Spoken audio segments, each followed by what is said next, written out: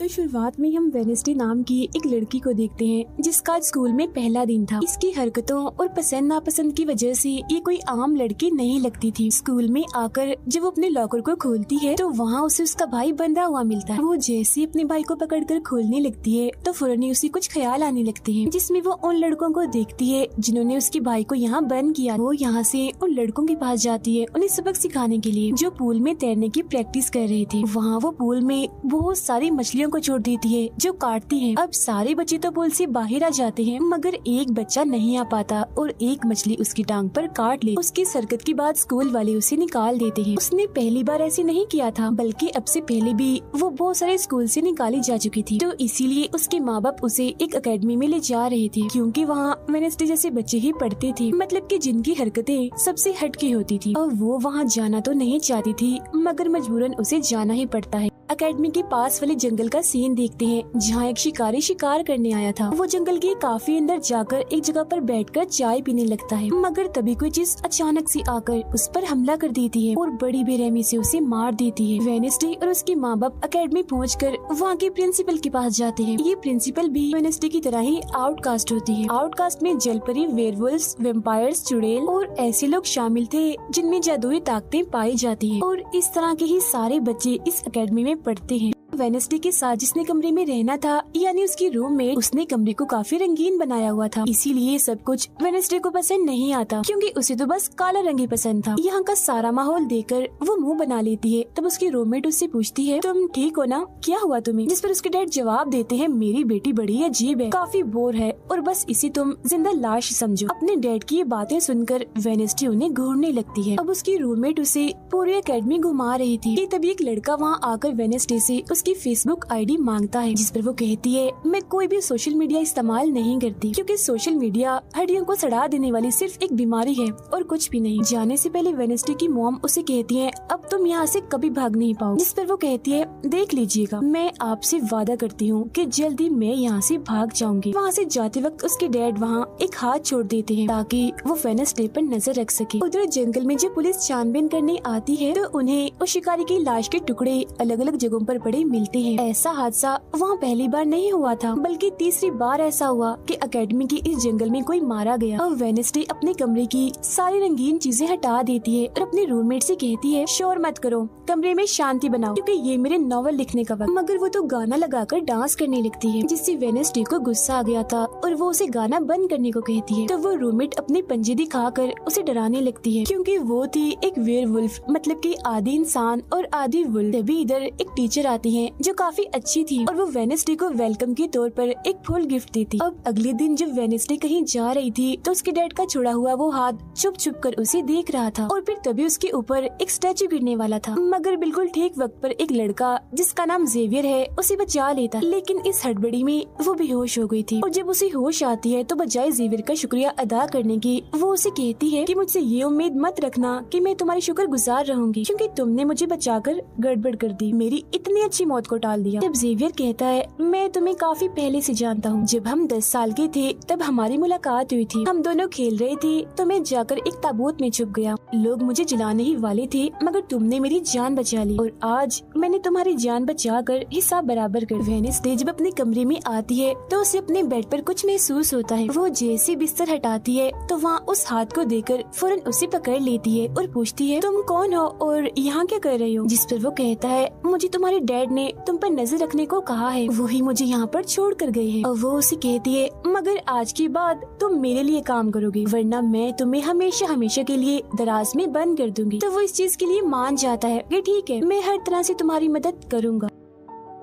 अगले दिन principal Wednesday को एक दिमागी डॉक्टर के पास ले जाती है, क्योंकि उन्हें भी ऐसा महसूस हुआ था कि वेनेसडे का दिमागी तवाज़ुन कुछ ठीक नहीं है। मगर वो वहाँ कोई बहाना बनाकर हाथ की मदद से खिड़की खोलती है और वहाँ से भाग जाती। भागते हुए वो एक आदमी से टकरा जाती है, जिससे फौरन उसे ख्याल आता है, जिसमें वो देखती है कि इस आदमी का अभी एक्सीडेंट होने वाला है, जिसमें वो मर गया है बड़ी बेरहमी से। मगर वो इस बारे में उस आदमी को कुछ नहीं बताती, क्योंकि उसे खून खराबा बहुत पसंद। वो एक होटल में जाती है है जहाँ उसकी मुलाकात एक वेटर से होती है। वो काफी परेशान दिख रहा था क्योंकि उसकी कॉफी मशीन खराब हो गई। वेडनेसडे उसे कहती है, मैं तुम्हारी कॉफी मशीन ठीक कर सकती हूँ, लेकिन इसके बदले तुम्हें मुझे स्टेशन पर छोड़ना होगा, जिसके लिए वो मान भी जाता है और वेडनेसडे उसकी मशीन ठीक कर देती है। जिस पर वो कहता है, बस थोड़ा सा इंतजार करो, मेरी शिफ्ट खत्म होने वाली है, फिर हम चलते। अब वेडनेसडे जब वहाँ बैठी इंतजार कर रही थी कि तभी कोई शरारती लड़की आकर उसे परेशान करने लगती है, जिससे उसे गुस्सा आ गया था और वो उन लड़कों को अकेले ही काफी मारती है और अच्छा सबक सिखाती है। अब इतनी ही देर में उस वेटर के डैड जो एक पुलिस ऑफिसर थे वहाँ आ जाते हैं। तोड़फोड़ देखकर जब वो अपने बेटे से इस बारे में पूछते हैं तो वो कहता है, कुछ नहीं, बस वो लड़के कस्टमर्स को परेशान कर रहे थे तो इसने उन्हें अच्छा सबक सिखा दिया। तभी यहाँ अकेडमी की प्रिंसिपल भी आ जाती है, उनसे सॉरी बोलकर वेडनेसडे को यहाँ से ले जाती है। रास्ते में वो उस पर काफी गुस्सा करती है कि आखिर तुमने कैसे अकेडमी से भागने की कोशिश की। तभी उन्हें रास्ते में एक एक्सीडेंट हुआ नजर आता है जो उसी आदमी का था जिससे वेडनेसडे टकराई थी, जो देख प्रिंसिपल घबरा जाती है। कहती है, मेरी दुआ है ड्राइवर को कुछ ना हुआ हो। जिस पर वेडनेसडे कहती है, वो तो मर गया है और उसकी गर्दन भी टूट गई है। फिर अकेडमी में आने के बाद वेडनेसडे गिटार बजाने लगती है। वो काफी अच्छा बजा रही थी, जिसकी धुन प्रिंसिपल के साथ साथ काफी बच्चों को भी पसंद आती। रूममेट जब कमरे में आती है तो उसकी नजर हाथ पर पड़ती है, जिस बारे में वो वेडनेसडे से पूछती है कि ये क्या चीज है, जिस पर वो जवाब देती है कि ये हमारी एडम फैमिली का एक मेंबर है। अब हम एक अनजान लड़के को देखते हैं जो लाइब्रेरी में जाकर एक किताब से एक सफा फाड़ लेता है जिस पर एक तस्वीर बनी हुई। उधर हाथ वेटर के घर पहुंच जाता है, जिसे देख वो काफी डर गया था और उसे मारने लगता है। फिर हाथ उसे बैठने का इशारा करके उसे वेडनेसडे का नंबर देता है और उसे फोन करने का कहता है। फिर जब वेटर उसे कॉल करता है तो वो कहती है कि हमारी अकेडमी में एक त्योहार मनाया जाने वाला है जहाँ सभी बच्चे आएंगे, मैं वहाँ से भागने वाली हूँ और अगर तुम मुझे स्टेशन तक पहुँचा दोगे तो मैं तुम्हें काफी अच्छा इनाम दूंगी। जिस पर वो वेटर मान भी जाता है। जब वो त्योहार में जाती है तो देखती है कि प्रिंसिपल की नजर मुझ पर ही है, इसीलिए वो एक आदमी को पैसे देकर प्रिंसिपल का ध्यान भटकाने का कहती है। अब वेटर वहाँ आकर वेडनेसडे के जाने से पहले उसे उसके डैड का एक पुलिस रिकॉर्ड तोहफे में देता है जो उसने अपने डैड की फाइल्स में से चुराया था, क्योंकि उसके डैड एक पुलिस ऑफिसर जो थे। अब उस रिकॉर्ड को लेकर जैसे वो यहाँ से जाने लगती है तो तभी वो उस लड़के से टकरा जाती है जिसने बुक में से तस्वीर को फाड़ा था। टकराते ही वेडनेसडे को उस लड़के की मौत के ख्याल आने लगते हैं कि वो थोड़ी देर में मरने वाला है, जो बहुत ही भयानक थी। वो लड़का अब जंगल की तरफ जाने लगता है तो वेडनेसडे भी उसके पीछे जाती है और कहती है, रुक जाओ, जंगल में मत जाओ, तुम्हारी जान को खतरा है, तुम मर जाओगे। मगर तभी वो उसे अपने जादू से उड़ाकर पेड़ पर लगा देता है और कहता है, खतरा मुझे नहीं तुम्हें है, बल्कि तुम खुद ही खतरा हो और मैं सब लोगों को तुमसे बचा रहा हूँ। उस दिन स्टैचू को मैंने ही तुम्हारे ऊपर गिराया था। जिसके बाद वो उसे एक तस्वीर दिखाता है और कहता है, इस तस्वीर में तुम ही हो जिसे मेरी मॉम ने 25 साल पहले बनाया था और ये उस वक्त की बात है जब वो इस अकेडमी में पढ़ती थी। मरने से पहले उन्होंने कहा था कि इस लड़की यानी तुम्हें मुझे रोकना होगा, नहीं तो तुम इस अकेडमी के साथ साथ पूरी दुनिया को ही तबाह कर दोगी। वो बस वेडनेसडे को मारने ही वाला था कि तभी एक बड़ा सा मॉन्स्टर आकर उस पर हमला कर देता है और बड़ी ही बेरहमी से उसे मार देता है। इसके बाद हम वेडनेसडे को उसके कमरे में देखते हैं, क्योंकि उसने यहाँ से भागने के इरादे को खत्म कर दिया था, क्योंकि अब उसके दिमाग में बहुत सारे सवाल थे, जैसे कि मैं इस दुनिया के लिए खतरा कैसे हूँ, एक मॉन्स्टर ने आखिर मेरी जान क्यों बचाई, और साथ ही उसके डैड के खिलाफ पुलिस रिपोर्ट जिसमें उसके डैड के ऊपर एक कत्ल का इल्जाम था। अब अगले दिन पुलिस ऑफिसर वहाँ आते हैं, क्योंकि वेडनेसडे ने ये रिपोर्ट लिखवाई थी कि उस अनजान लड़के की मौत मैंने अपनी आंखों से होती हुई देखी जंगल में। मगर पुलिस को वहाँ ना कोई लाश मिलती है और ना ही कोई ठोस सबूत। तो वेडनेसडे से पूछते हैं कि आखिर तुम इतनी रात को जंगल में कर क्या रही थी, जिस पर वो कहती है, मैंने जंगल में उस लड़के को जाते हुए देखा था और जब मैंने उसका पीछा किया तो देखा कि एक मॉन्स्टर ने आकर उसे मार दिया है, जिसके बाद में बेहोश हो गई। तो फौरन प्रिंसिपल पुलिस ऑफिसर से कहती है, उस लड़के का कोई कत्ल नहीं हुआ, वो जिंदा है, बस यहाँ से भाग गया है, इसीलिए आपको वेडनेसडे की बातों का यकीन नहीं करना चाहिए। अक्सर इसे इस तरह के दौरे पड़ते रहते, हम इसका इलाज करवा रहे हैं, जल्दी ये ठीक हो जाएगी। फिर जब प्रिंसिपल वहाँ से जाती है तो वो ऑफिसर से कहती है कि जंगल में कोई तो है जो सबको मार रहा है और उसी ने उस लड़के को भी मारा है। मगर तभी वहाँ वो लड़का आ जाता है जो जिंदा था और बिल्कुल सही सलामत भी। अब अगले दिन जब वेडनेसडे को डॉक्टर के पास ले जाया जाता है तो वो उससे पूछती है कि क्या तुमने ये अफवाह इसलिए फैलाई कि सभी की तवज्जो तुम पर हो जाए, यानी कि तुमने उस लड़के की मौत होते हुए देखा। जिस पर वो कहती है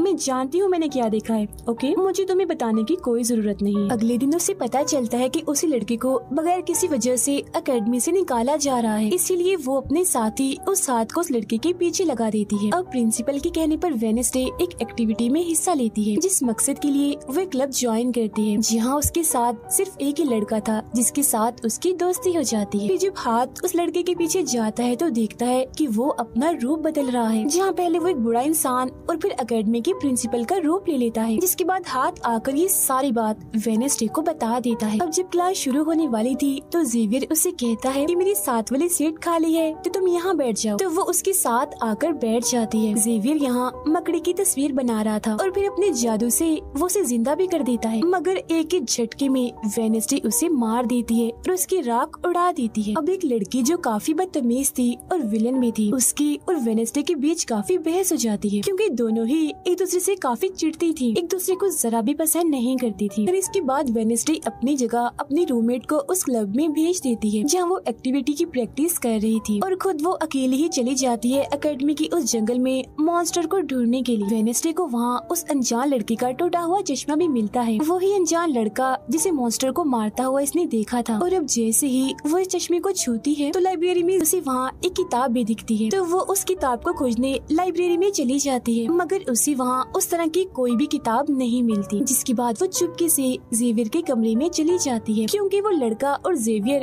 एक ही कमरे में रहते थे। वेडनेसडे और हाथ यहाँ पर उस किताब को ढूंढ रहे थे, मगर तभी यहाँ जेवियर आ जाता है, जिस वजह से वो बेड के नीचे छुप जाते हैं। तभी जेवियर के पास वो विलन लड़की भी आती है और उसे कहती है तुम मुझसे क्यों नाराज हो, अच्छा गुस्सा छोड़ो सुलह कर लो, जिस पर वो मना कर देता है। अब उसके इनकार पर विलन लड़की को लगने लगता है कि ये सब वो वेडनेसडे की वजह से कर रहा है, इसीलिए वो कहती है कि कल मैं वेडनेसडे समेत तुम्हारे सभी साथियों की कश्तियों की धज्जियां उड़ाने वाली हूँ। बेड के नीचे छुपे वेडनेसडे और हाथ भी उसकी ये बात सुन लेते। कमरे में वापस आने के बाद वेडनेसडे अपने रूममेट से कहती है कि कल जो कश्तियों की रेस होने वाली है मैं भी उसमें हिस्सा लूँ, और कुछ भी हो जाए उस घमंडी लड़की यानी विलन को मैं हरा कर ही रहूंगी। अब अगले दिन जब रेस शुरू होती है तो बताया जाता है कि इस मुकाबले का कोई भी असूल कानून नहीं है, जो भी टीम सबसे पहले गुफा में जाकर झंडे को लाएगी वही टीम जीत जाएगी। जिसके फौरन बाद गेम शुरू हो जाती है और विलन भी अपनी चालें चलना शुरू कर देती। वो अपने एक जलपरी साथी की मदद से एक टीम की कश्ती को तुड़वा देती है, जिससे वो पूरी टीम पानी में गिर जाती है। मगर फिर जब वो जलपरी वेडनेसडे की कश्ती की तरफ आ रही थी तो हाथ उससे पहले ही जाल फेंककर उसे जाल में फंसा लेता है। अब किनारे तक सिर्फ 3 ही टीम्स पहुंच पाती हैं, और जब सारे लोग झंडा लेने अंदर जाते हैं तो रूममेट अपने पंजों से जोकर टीम की कश्ती में छेद कर देती है। फिर सभी के साथ वेडनेसडे जब झंडा लेकर आ रही थी तो उसे ख्याल आता, जिसमें वो अपने ही जैसी एक लड़की को देखती है जिसके हाथ में किताब थी। होश में आने पर झंडा लेकर वो वापिस से कश्ती में चली जाती है। जोकर्स की कश्ती तो छेद होने की वजह से वहीं पर ही डूब जाती है, जबकि जलपरी दोबारा से वेडनेसडे की कश्ती पर हमला करने लगती है, मगर हाथ पानी में जाकर जलपरी को जोर से मुक्का मार। अब वेडनेसडे अपनी कश्ती से बहुत सारे तीर निकाल कर विलन की कश्ती में छेद कर देती है, जिससे उसकी कश्ती डूब जाती है और वेडनेसडे की टीम इस रेस को जीत जाती है। अब ये 4 साल में पहली बार हुआ था जब उस विलन को किसी ने हराया था, इसीलिए आज वो गुस्से में आग बगोला हुई। रात के वक्त वेडनेसडे एक स्टैचू के पास जाती है जिसके हाथ में किताब थी। किताब पर लिखी एक पहेली को जैसे ही वो सुलझाती है तो वहाँ एक रास्ता खुल जाता है। जैसे उसके अंदर जाती है तो देखती है कि यहाँ उसके मॉम डैड के अलावा और भी बहुत सारे लोगों की तस्वीरें लगी हुई हैं। उसे वहाँ वो किताब भी मिल जाती है जिसकी वो तलाश कर रही थी, मगर जैसे वो उस किताब को वहाँ से लेकर जा रही थी कि तभी अचानक से कोई आकर उस पर हमला कर देता है, जिससे वो बेहोश हो जाती है। अब उसे जैसे होश आती है तो देखती है कि उसे कुछ लोगों ने बंदी बनाया हुआ है, जिन्होंने मास्क भी लगाए हुए थे, मगर उनकी आवाज सुनते ही वेडनेसडे उन्हें पहचान लेती है और कहती है कि मैंने तुम्हें पहचान लिया है, तुम अपने अपने मास्क हटा सकते हो। असल में ये लोग और कोई नहीं बल्कि विलन और उसके साथी थे। इसी दौरान वो अपनी रस्सी भी खोल चुकी थी और वहाँ से जाने लगती है, मगर जाते जाते वो कहती है तुम सब छोटे बच्चे हो, अगवा करना भी तुम्हें ठीक से नहीं आता। वापिस आने के बाद वो उस तस्वीर को किताब पर लगाकर मुकम्मल करती है, जिसे उस लड़के ने किताब से फाड़ लिया था और वो उसे पढ़ने लगती। अब अगले दिन प्रिंसिपल सभी बच्चों को एक प्रोजेक्ट देती है जिसमें उन्हें शहर की सारी दुकानों पर जाकर काम करना था। शहर पहुंचने के बाद वेडनेसडे जेवियर को वो किताब दिखाकर पूछती है कि क्या तुम इस किताब को पहचानते हो, जिस पर वो कहता है हाँ, इस किताब को लेकर मेरे और उस लड़के के बीच में लड़ाई भी हुई थी जिसके बारे में तुमने कहा था कि मॉन्स्टर ने उस पर हमला कर दिया था। ये किताब एक जादूगर की है और 30 सालों से भी ज्यादा पुरानी है, तो तुम इसके साथ क्या कर रही हो। ये सुन वो उससे पूछती है तुम उस जादूगर के बारे में और क्या जानते हो। वो कहता है कुछ खास नहीं, अगर तुम उस जादूगर के बारे में जानना चाहती हो तो तुम्हें उसके घर जाना होगा जो काफी पुराना एक खास घर है। अकेडमी के सारे बच्चे भी अलग अलग दुकानों में जाकर काम करने लगते हैं। वेडनेसडे एक वेट्रेस बनी थी मगर उसका नखरा गुस्सा देखकर कोई भी उसे खाने की चीज नहीं लेता। वेडनेसडे का दोस्त पेस्ट्री खा रहा था कि तभी शरारती बच्चे आकर उसे परेशान करने लगते हैं और बस फिर होना क्या था, वेडनेसडे वहाँ आती है और उन्हें खूब मारती है। इसके बाद वो अपने उस दोस्त को लेकर जादूगर के घर जाती है ताकि वो सारी सच्चाई जान सके कि आखिर बात क्या है और उस किताब के बारे में भी। उसे वहाँ जादूगर की बहुत सारी चीजें और एक पेंटिंग भी दिखाई देती है। पेंटिंग में वो उसी लड़की को किताब पकड़े हुए देखती है जो उसे गुफा के पास भी दिखी थी। उसके ख्याल में जब उनकी रेस में वेडनेसडे झंडा लेने गई, फिर उसे वहाँ इस पेंटिंग वाली लड़की की किताब भी मिल जाती है मगर वो खाली थी क्योंकि वो नकली थी। इतनी ही देर में वहाँ एक औरत आती है तो वेडनेसडे उसे असली किताब के बारे में पूछती है जिस पर वो कहती है कि वो किताब तो चोरी हो गई थी और इस वक्त तुम जहाँ खड़ी हो ये भी उस जादूगर का असली घर नहीं है। इसके बाद वेडनेसडे वेटर से मिलने उसकी होटल जाती है और उससे जादूगर के असली घर के बारे में पूछती है तो वो उसे असली घर के बारे में बता भी देता है, जहाँ से वेडनेसडे अकेले ही उस घर में चली जाती। वहाँ उसे एक बूढ़ा आदमी मिलता है जो उसे कहता है ये मेरी जगह है, मेरा घर है, निकलो यहाँ से। तब ये सुन वेडनेसडे का साथी वो हाथ उसके मुंह पर ही हमला कर देता है जिससे डरकर वो आदमी वहाँ से भाग जाता है और वेडनेसडे को यहाँ से कुछ नहीं मिलता इसीलिए वो यहाँ से जाने लगती है। मगर जब वो दरवाजे से बाहर जाती है तो फौरन उसे ख्याल आता है जिसमें वो देखती है कि वो जादूगर एक लड़की को चुड़ैल साबित करके इस घर में बंद कर देता है जहाँ उससे पहले और भी बहुत सारे लोग बंधे हुए थे। ये सारे लोग आउटकास्ट के थे, यानी कोई वेम्पायर था, कोई जलपरी, कोई वेयरवुल्फ तो कोई चुड़ैल। इसीलिए जादूगर इन सबको शैतान समझता था। इस तरह के सभी लोगों को यहाँ कैद करने के बाद वो इस पूरे घर में आग लगा देता है। वो बच्ची जिसे जादूगर ने चुड़ैल साबित किया था वो अपनी मॉम को आजाद करने की कोशिश करती है मगर नहीं कर पाती क्योंकि सभी लोगों को जंजीर की मदद से जमीन के साथ बांधा हुआ था। सिर्फ वो बच्ची ही आजाद थी, इसीलिए अपनी माँ के कहने पर उसे बेसमेंट के जरिए वहाँ से भागना पड़ता है। जिसके बाद वो जादूगर जो बेहद ही जालिम था सभी आउटकास्ट के लोगों को जला देता है। तभी वो लड़की वेडनेसडे के पास आती है और कहती है वो बहुत ही जालिम है, हम सबको मार देगा। तब इतनी ही देर में वो जादूगर भी वहाँ आ जाता है जिससे वेडनेसडे डर जाती है और वापिस से होश में मतलब कि मौजूदा वक्त में आ जाती है। होश में आते वो हाथ से कहती है मैंने उस लड़की को देख लिया, उसने मुझसे बात भी की, मुझे लगता है वो मेरे खानदान की कोई मेंबर है। तभी यहाँ जंगल वाला मॉन्स्टर आकर इस घर पर हमला कर देता है मगर जब उसकी नजर वेडनेसडे पर जाती है तो वो यहाँ से भाग जाता है।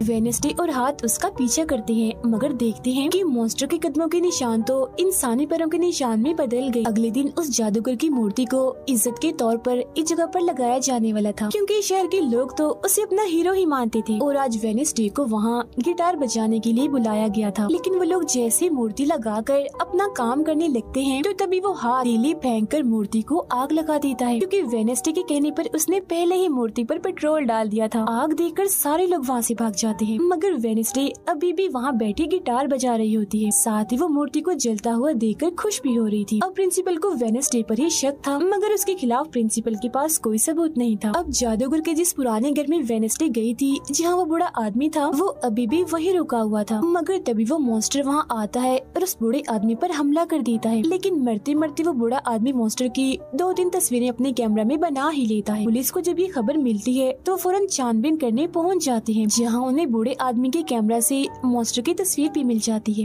अगले दिन हाथ मुर्दा घर जाकर वहाँ लगी कैमरा पर कोई चीज लगा देता है ताकि जो वो करे उसे कोई ना देख सके। फिर वो दरवाजा खोलता है तो वेडनेसडे अंदर आती है। वो यहाँ दरअसल उस बूढ़े आदमी के जख्मों को देखने आई थी जिसे उस मॉन्स्टर ने मारा था। वो बूढ़े आदमी की लाश को देखकर सारा डेटा अपने पास रिकॉर्ड कर लेती है जबकि हाथ उसकी एक फाइल बनाने में लग जाता है। तभी वहाँ डॉक्टर और पुलिस ऑफिसर भी आ जाते हैं। तब छुपने के लिए वेडनेसडे एक बॉक्स मिस हो जाती है। फिर जब डॉक्टर उस बॉक्स को खुला हुआ देखते हैं तो फौरन उसे चेक करते हैं, मगर जब वेडनेसडे को उसमें पड़ा हुआ देखते हैं तो उन्हें लगता है कि ये भी एक लाश है, इसीलिए वो उस बॉक्स को बंद करके वहाँ से चले जाते हैं। मगर फिर जब हाथ उसे वहाँ से लेने आता है तो वो कहती है, अच्छा तंग मत करो प्लीज, थोड़ी देर और सुने तो बड़ा मजा आ रहा है। फिर इसके बाद वो अपनी छानबीन से ये पता लगवा लेती है कि वो मॉन्स्टर असल में जिस्म के हिस्सों को इकट्ठा कर रहा है। फिर अगले दिन जब वो अकेडमी जाती है तो उसे जेवियर की गर्दन पर किसी के पंजों के निशान दिखते हैं। अब हम जेवियर को एक केबिन से बाहर आता हुआ देखते हैं और क्योंकि वेडनेसडे को उसके जख्मों पर पहले से ही शक था तो वो भी उसका पीछा करते करते वहाँ आ गई थी। उसे वहाँ पर बहुत सारी मॉन्स्टर की ड्राइंग्स और तस्वीरें दिखती हैं। एक तो तस्वीर को लेकर जैसी वो वहाँ से जाने लगती है तो तभी जेवियर उसे देख लेता है और जाने से रोक देता है, मगर वेडनेसडे उसका ध्यान भटकाने के लिए उसे बस एक ही बात कह देती है कि क्या तुम आज रात होने वाली डांस पार्टी में मेरे साथ चलोगे। जिसके बाद वो जेवियर की बनाई मॉन्स्टर की ड्राइंग्स ले जाकर पुलिस ऑफिसर को दे देती है, जिस पर वो कहते हैं इससे हम किसी को भी नहीं पकड़ सकते, कोई ठोस सबूत लेकर आओ।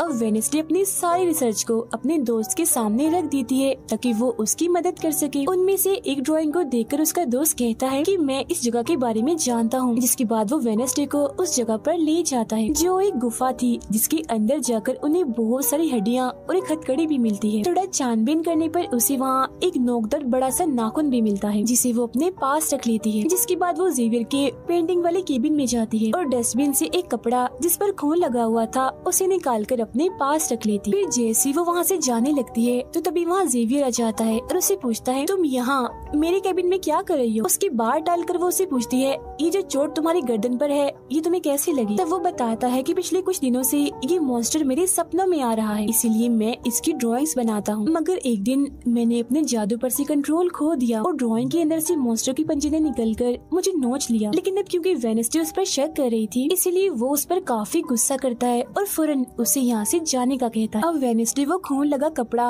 और नाखून जाकर पुलिस ऑफिसर को दे देती है और कहती है, ये लो ठोस सबूत और बेशक डीएनए टेस्ट करवा लो, मेरे ख्याल से इतना सबूत काफी होगा, है ना। वो अपने दोस्त के पास जाती है और कहती है कि डांस पार्टी में जाने के लिए हमारे साथ कोई नहीं है, तो हम ऐसा करते हैं डांस पार्टी में नहीं जाते बल्कि गुफा में जाकर मॉन्स्टर को ढूंढते। जिसके बाद रात को वेडनेसडे अपने दोस्त के साथ जंगल में जाने की तैयारी कर रही थी, मगर तभी उसके दरवाजे पर वेटर तैयार होकर आता है क्योंकि हाथ ने उसे वेडनेसडे की तरफ से डांस पार्टी में चलने की दावत भेजी थी। अब क्योंकि वेटर काफी खुश था तो वेडनेसडे उसका दिल तोड़ना नहीं चाहती थी, इसीलिए वो अपने गुफा में जाने वाले प्लान को खत्म करके वेटर के साथ पार्टी में जाने का फैसला करती है। जब वेडनेसडे वहाँ से जाने लगती है तो उसका दोस्त वहाँ आता है तो वो उसे कहती है, आई एम सॉरी मैं पार्टी में जा रही हूँ, हम ऐसा करते हैं कल गुफा में जाएंगे। लेकिन उसका दोस्त बगैर बताए अकेला ही उस गुफा में चला जाता है। उधर पार्टी में सारे लोग आकर काफी एंजॉय कर रहे थे। सब लोग अपने अपने साथी को लेकर पार्टी में आए हुए थे, जहाँ जेवियर अपने साथ उस विलन लड़की को लाया था। लेकिन जब वेडनेसडे वेटर के साथ वहाँ आती है तो उन दोनों को साथ देखकर जेवियर जलने लगता है। जब सब लोग डांस कर रहे थे तो वेडनेसडे की डांस करने के स्टाइल से सारे लोग काफी हैरान रह जाते हैं क्योंकि वो काफी अजीब तरह से ही डांस कर रही थी। उधर जंगल में वेडनेसडे का दोस्त भी पहुँच गया था और छुपकर मॉन्स्टर की आने का इंतजार कर रहा था, मगर तभी वहाँ कोई आता है और उस गुफा में धमाका करके भाग जाता है। जेवियर लगातार उन दोनों को देखकर जल रहा था, इसीलिए वो विलन लड़की से कहता है कि तुम अपना लॉकेट उतारो और अपने जेल परी से मेरे लिए मदद मांगो ताकि मैं वेडनेसडे को भूल जाऊं। जो सुन विलन लड़की भड़क जाती है और उसे कहती है कि तुम तो पहले ये कहते फिर रहे थे कि मैंने अपने जेल परी से तुम्हें अपने काबू में किया है और अब तुम्हें किसी को बुलाने के लिए मेरी ही मदद चाहिए। तभी बाहर शरारती लड़कों का ग्रुप टैंकर लेकर आता है और डांसिंग क्लब के पंप में वो बड़ा सा पाइप लगा देते हैं और फिर तभी अचानक उस पार्टी में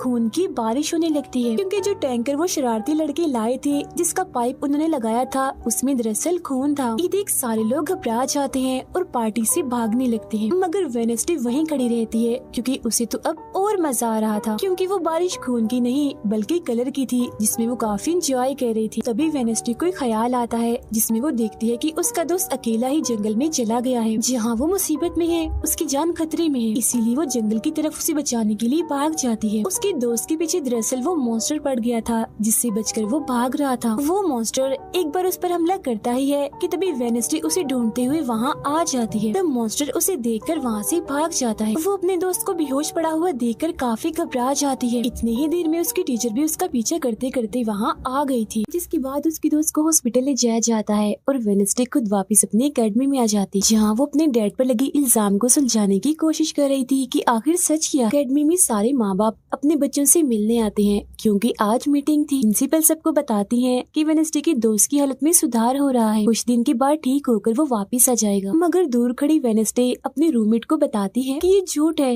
वो तो कोमा में है बेचारा। तभी यहाँ दोनों के माँ बाप आ जाते हैं और ये उनसे मिलने चली जाती। वेडनेसडे अपने मॉम डैड को बताती है कि जब से आपने मुझे यहाँ छोड़ा है मेरे ऊपर बहुत सारे हमले हुए हैं। अब इन सभी को अपनी अपनी फैमिली से मिलता हुआ दूर खड़ी जेवियर और विलन लड़की देख रहे हैं क्योंकि उनकी मॉम डैड आज भी नहीं आए। अब विलन लड़की सुधर गई होती है, साथ ही उसकी जेवियर के साथ दोस्ती भी हो गई थी, तो अब से हम उसे जेवियर की दोस्त कहें। तब इतनी ही देर में उसकी मॉम भी इधर आ जाती है, जिसे देखकर वो काफी हैरान थी। वेडनेसडे के माँ बाप प्रिंसिपल से मिलते हैं तो वो कहती है कि वेडनेसडे काफी अजीब तरह से सबसे पेश आती है, इसे डॉक्टर के पास ले जाएं इलाज करवाने के लिए। अब इससे पहले वहाँ उसके माँ बाप कुछ कहते फौरन वो बोल पड़ती है कि रुकिए जरा डैड, मैं आपसे कुछ पूछना चाहती हूँ। ये देखिए एक लड़का जिसका नाम गैरेट है, इसकी कत्ल का इल्जाम आपके सर पर क्यों है और ये कौन था? तो वेडनेसडे की मॉम उसे कुछ भी बताने से इनकार कर देती है। तो वो अपनी मॉम को ये कहकर यहाँ से चली जाती है कि मत बताइए, बाकी सबूत मैं खुद ढूंढ लूँ। वो सीधा जाती है हॉस्पिटल अपने दोस्त से मिलने, जहाँ उसका ख्याल वेडनेसडे का साथी हाथ रख रहा था। अब पता चलता है कि डॉक्टर ने अपनी जान ले ली है और ये डॉक्टर वही था जिसके मुर्दा खाने से वेडनेसडे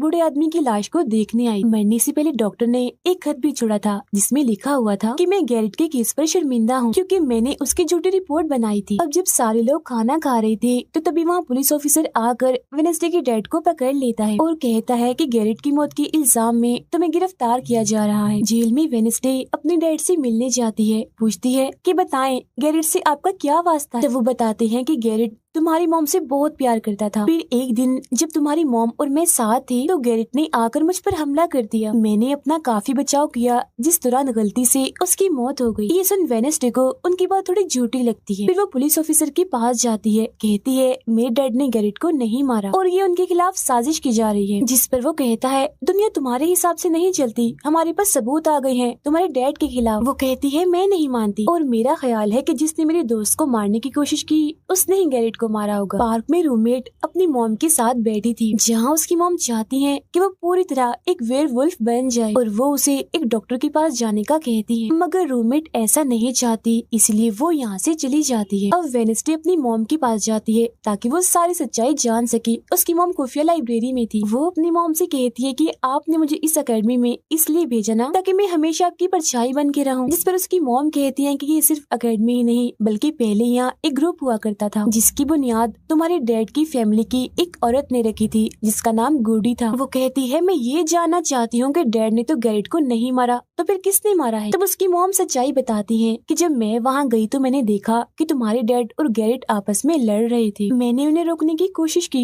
मगर गैरेट तुम्हारे डैड को काफी बुरी तरह से मार रहा था। मैंने फौरन तलवार उठा ली और फिर जैसे गैरेट मेरे पास आने लगा तो तलवार उसके आर पार हो गई और वो मारा गया। मगर तुम्हारे डैड ने मेरी जान बचाने के लिए तलवार मुझसे ले ली ताकि सारा इल्जाम उन पर आ जाए। वेडनेसडे कहती है मगर मुझे पता चला था कि जब गैरेट मरा तो उसके मुंह से झाग निकल रही थी। ऐसा तो सिर्फ तब होता है जब किसी ने जहर लिया हो। अब सच पता करने का सिर्फ एक ही रास्ता है, गैरेट की कब्र को खोदना। जिसके बाद वो अपनी मॉम के साथ मिलकर गैरेट की कब्र को खोद देती है और वहाँ से उसकी एक उंगली ले लेती है। मगर तभी इधर पुलिस आकर उन दोनों माँ बेटी को गिरफ्तार कर लेती है। जेल में वेडनेसडे गैरेट की उंगली अपने मॉम डैड को दिखाती है, कहती है कि उसकी मौत जहर से हुई थी। मगर जैसे उसके हाथ इस उंगली पर लगते हैं उसे फौरन एक ख्याल आता है जिसमें वो देखती है कि गैरेट के डैड ने उसे जहर दिया था ताकि वो इस पूरे अकेडमी के लोगों को मार डाले। मगर जब उसकी लड़ाई वेडनेसडे के डैड से हुई तो जहर की बोतल टूट गई जिससे सारा जहर गैरेट के अंदर चला गया, जिसका मतलब साफ था कि उसने वो वेडनेसडे के डैड को ही नहीं बल्कि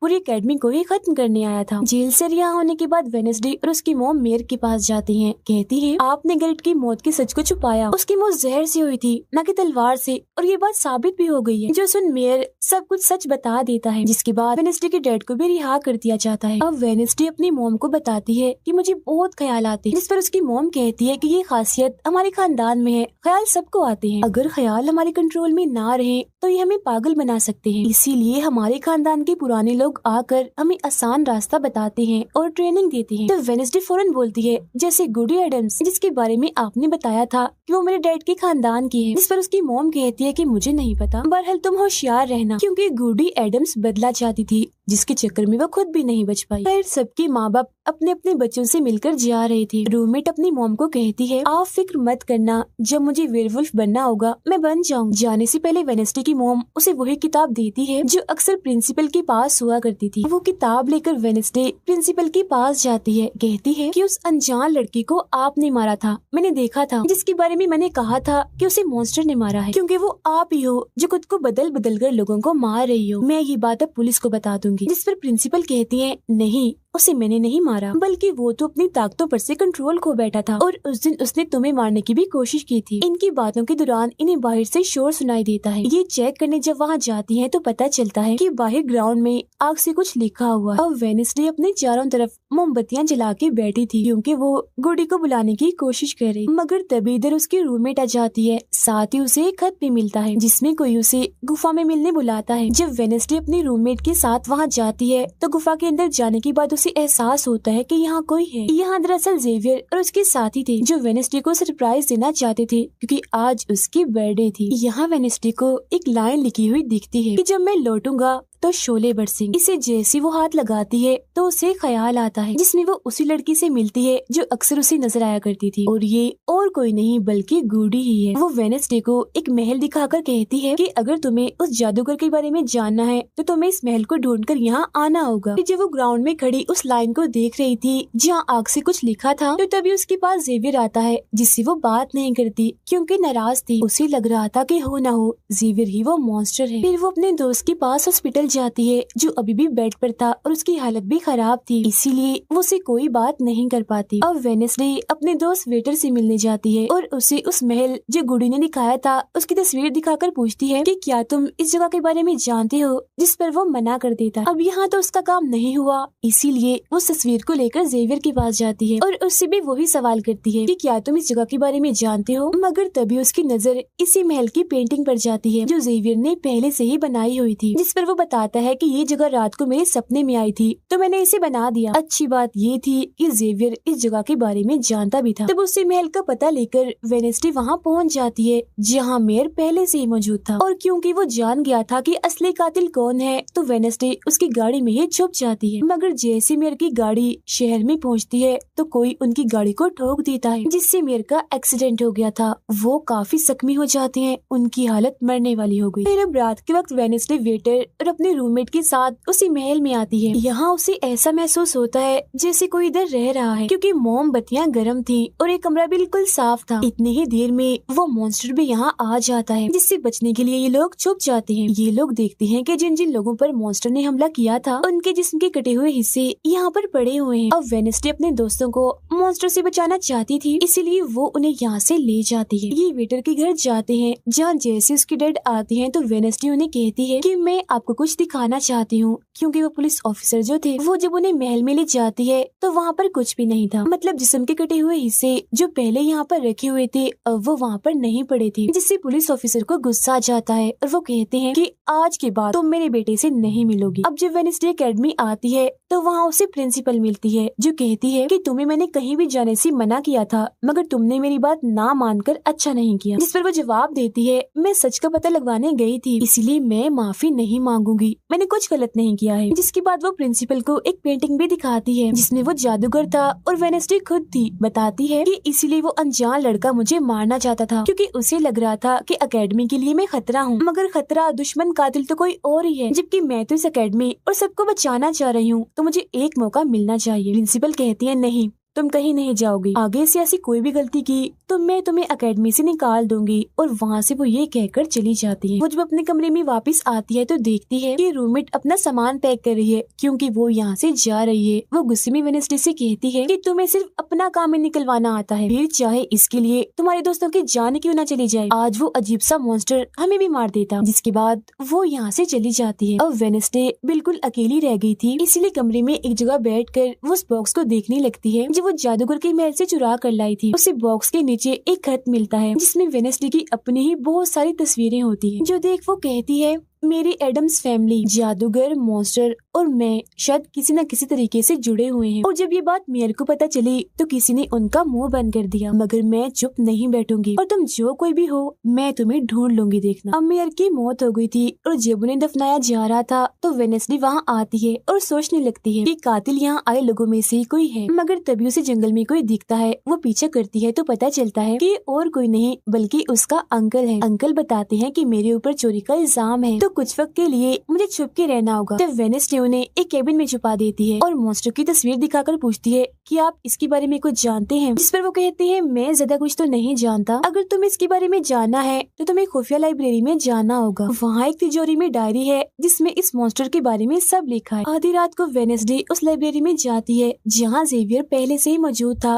तब ये उसे कहती है जहाँ जहाँ मॉन्स्टर से हमला हुआ है वहाँ तुम पाए गए हो तो हो ना हो मॉन्स्टर तुम ही हो, मगर वो उसकी बात को अनसुनी करके यहाँ से चला जाता है। तभी इधर उसके अंकल आते हैं। ये मिलकर डायरी को ढूंढ लेते हैं जिसमें इस मॉन्स्टर के बारे में सब कुछ लिखा था कि ये मॉन्स्टर किसी के कंट्रोल में भी आ सकता है और फिर बस ये अपने मालिक के कहने पर ही काम करता है। रात के वक्त वो अपने साथी हाथ को कहती है कि मैं वेटर से मिलने जा रही हूँ, तब तक तू मेरी डायरी का ख्याल रखना। कि जब वेटर के साथ गुफा के अंदर जाती है तो देखती है कि यहाँ उसने गुफा को सजाया हुआ है क्योंकि वो उसे शादी के लिए पूछने वाला था। वापिस आकर वेनेसडे देखती है कि उसके कमरे का सारा सामान इधर उधर बिखरा पड़ा है और उसकी डायरी कोई चुरा कर यहाँ से ले गया है। फिर जैसे वो अपने साथी हाथ को देखती है तो घबरा जाती है क्योंकि उसकी हथेली में किसी ने चाकू आर पार कर दिया था और अब उसमें जान नहीं थी, वो मर गया था। फिर वो हाथ को लेकर जल्दी से अपने अंकल के पास आती है और दुखी होती हुई कहती है प्लीज अंकल कैसे भी करके हाथ को जिंदा कर दीजिए। तब अंकल बार बार बिजली के झटके उसे देते हैं जिससे वो जिंदा हो जाता है। वो उसे पूछती है अच्छा तुम पर हमला किसने किया था, जिस पर इशारों से वो बताता है कि मैंने नहीं देखा क्योंकि हमला पीछे से हुआ था। जिस पर वेनेसडे गुस्से से भर जाती है, कहती है चाहे कुछ भी हो जाए मैं उसे नहीं छोड़ूंगी, वो जो भी है। और वो प्रिंसिपल को आकर कहती है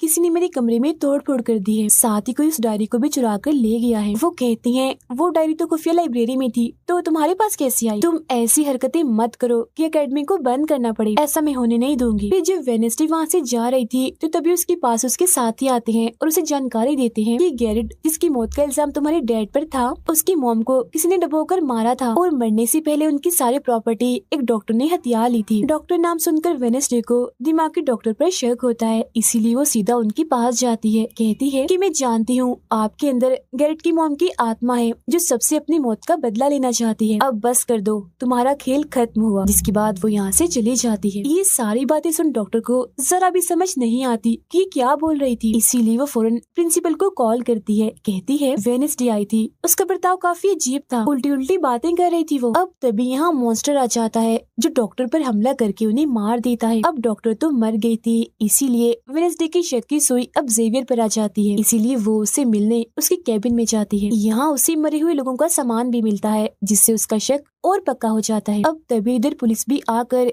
जेवियर को पकड़ लेती है क्योंकि पुलिस को यहाँ पर वेनेसडे ने ही बुलाया था। अब जब वेनेसडे कमरे में आती है तो उसकी रूममेट वापस आ गई थी। कहती है तुम्हारा और मेरा कोई ताल्लुक है, मैं तुम्हारे साथ रहना चाहती हूँ, मैंने तुम्हें और हाथ को बहुत याद किया। फिर इसके बाद वेनेसडे वेटर के पास जाती है जहाँ उसे फिर से कुछ ख्याल आने लगते हैं जिनमें वो देखती है कि मॉन्स्टर और कोई नहीं बल्कि वेटर ही है जिसे वो पसंद करती है। मगर फिलहाल वो उसे कुछ नहीं कहती, उसे एक जगह पर लाती है और फिर कहती है कि जेवियर को तो फंसाया जा रहा है जबकि असली मॉन्स्टर तो तुम ही हो, मगर वो इसके लिए बार बार मना करता है। तभी यहाँ वेनेसडे के सारे दोस्त भी आ जाते हैं और वेटर को पकड़कर कुर्सी से बांध देते हैं। अब वेनेसडे उस पर जुल्म करना चाहती है मगर उसके दोस्त ऐसा करना नहीं चाहते, इसीलिए वो यहाँ से चले जाते हैं। फिर जैसे ही वो वेटर को मारने के लिए आगे बढ़ती है कि तभी वेटर के डैड पुलिस ऑफिसर यहाँ आ जाते हैं और वेनेसडे को गिरफ्तार कर लेते हैं। हालांकि वो उन्हें कहती भी है कि असली कातिल आपका बेटा है, वही मॉन्स्टर है ये, मगर वो उसकी एक नहीं सुनते। फिर जब वो यहाँ से जा रही थी तो वेटर उसके पास आता है, कहता है कैसा लगा हारना, अभी तो और भी बहुत कुछ होना बाकी है बच्चों। जिसके बाद प्रिंसिपल भी वेनेसडे को कह देती है कि तुमने सारी हदें पार कर दी, इसीलिए तुम्हें एकेडमी से निकाला जा रहा है। लेकिन अभी भी वो बार बार एक ही बात कह रही थी कि वेटर ही असली मॉन्स्टर है, मगर फिर भी वो उसकी एक नहीं सुनती और जाने का कहती है। तब आखिरी बार वेडनेसडे जेवियर से मिलने जाती है जो जेल में बंद था और उससे नाराज भी था क्योंकि वेडनेसडे ने ही उसे पुलिस के हवाले किया था। हालांकि वो उसे बताती भी है कि मॉन्स्टर वेटर है और उसने मेरे जरिए तुम्हें फंसाया है। वो उसकी एक नहीं सुनता, कह देता है कि सारी मुसीबत की जड़ तुम हो, अगर तुम ये एकेडमी छोड़ के चली जाओगी तो कुछ भी गलत नहीं होगा। ये बात सुनने के बाद वो एक सेकंड भी नहीं रुकती और यहाँ से चली जाती है। वो अपने कमरे में आकर अपना सारा सामान पैक करती है, जिसके बाद वो सभी से आखिरी मुलाकात करती है। सबसे आखिर में वो अपने दोस्त से मिलने हॉस्पिटल में जाती है। कहती है मैं तो जा रही हूँ, तुम अपना ख्याल रखना और हाँ बाहर मत निकलना, बाहर मॉन्स्टर हो सकता है। और उस दिन गुफा में धमाका करने वाला और कोई नहीं बल्कि प्रिंसिपल ही थी, जिस पर वो कहता है नहीं, धमाका करने वाले के जूते लाल थे, जबकि प्रिंसिपल कभी भी लाल जूते नहीं पहनती। ये बात सुनकर वेडनेसडे को पता चल जाता है कि असली कातिल कौन है। वो अपनी उसी टीचर के पास जाती है जिसे सब पसंद करते थे और कहती है बाकी लोग तो बिला वजह मारे गए हैं, जबकि असली कातिल तो तुम ही हो। तुमने ही वेटर को अपने कंट्रोल में करके उसे मॉन्स्टर बनाया और धीरे धीरे उसे अपना गुलाम बना लिया। अपने इशारों पर नचाकर लोगों को उसके जरिए मरवाया। तभी यहाँ वेटर भी आ जाता है, जिसे वो टीचर कहती है जल्दी करो, वेडनेसडे को मार दो। लेकिन दरअसल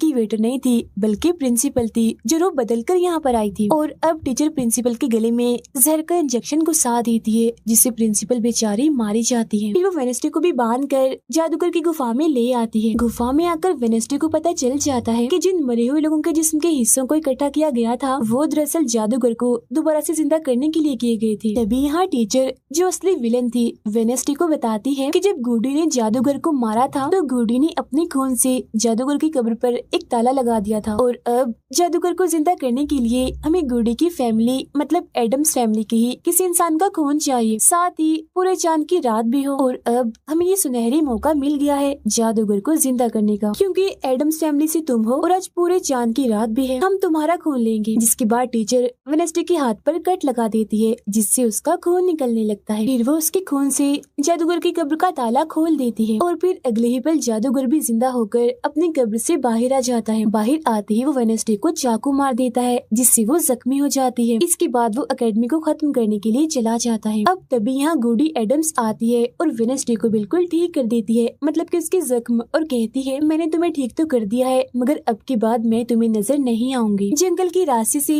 जब वेडनेसडे जा रही थी तो तभी उसके सामने वेटर आ जाता है। उसे टीचर कंट्रोल कर रही थी, इसीलिए वो मॉन्स्टर बनकर उस पर हमला कर देता है। वो बस उसे मारने ही वाला था कि तभी यहाँ एक वेयरवुल्फ आ जाती है, जो और कोई नहीं बल्कि रूममेट थी, जो आज पहली बार वेयरवुल्फ बनी थी, वो भी सिर्फ वेडनेसडे को बचाने के लिए। यहाँ वेयरवुल्फ और मॉन्स्टर के बीच काफी खतरनाक लड़ाई होती है, जिसमें वेयरवुल्फ मॉन्स्टर पर भारी पड़ रही थी और उसे काफी मारती है, अच्छा मजा चखाती है। इसके बाद वेडनेसडे जादूगर से लड़ने उसे रोकने के लिए एकेडमी में आ जाती है, जहाँ वेडनेसडे को बचाने के लिए जेवियर पहुँच जाता है। अब जैसे जादूगर जेवियर को मारने वाला था तो तभी सामने वेडनेसडे आ गई थी और वो बेचारी खुद जख्मी हो जाती है, मगर फिर भी वो जेवियर को कहती है कि तुम यहाँ से जाओ और बाकी एकेडमी वालों को बाहर निकालो, क्योंकि ये हम जैसे आउटकास्ट के लोगों को नहीं छोड़ेगा। जिसके बाद वो फिर से खड़ी हो जाती है। उसके हाथ में तलवार भी थी, जिसकी मदद से वो जादूगर से लड़ती है, मगर जादूगर काफी ताकतवर था, इसीलिए वो उसके सामने नहीं टिक पाती। वो बस उसे मारने ही वाला था कि तभी इधर जेवियर की दोस्त आकर जादूगर का ध्यान भटका देती है, जिस दौरान मौका देकर वेडनेसडे उठती है और तलवार के एक टुकड़े को जादूगर के दिल के आर पार कर देती है, क्योंकि ऐसा उसे गुडी एडम्स ने करने को कहा था। जहाँ जादूगर एक बार फिर से मर जाता है और उन्हें उसका जिस्म जलने लगता है और राख बनकर उड़ जाता है। जादूगर के मरते ही यहाँ वो टीचर आ जाती है, जिसके हाथ में गन थी, जिसे वो वेडनेसडे पर तान देती है क्योंकि वो उसे मारना चाहती है। मगर तभी यहाँ वेडनेसडे का दोस्त भी आ गया था, जिसके पास बहुत सारी मधुमक्खियाँ थी। वो उन सभी मधुमक्खियों को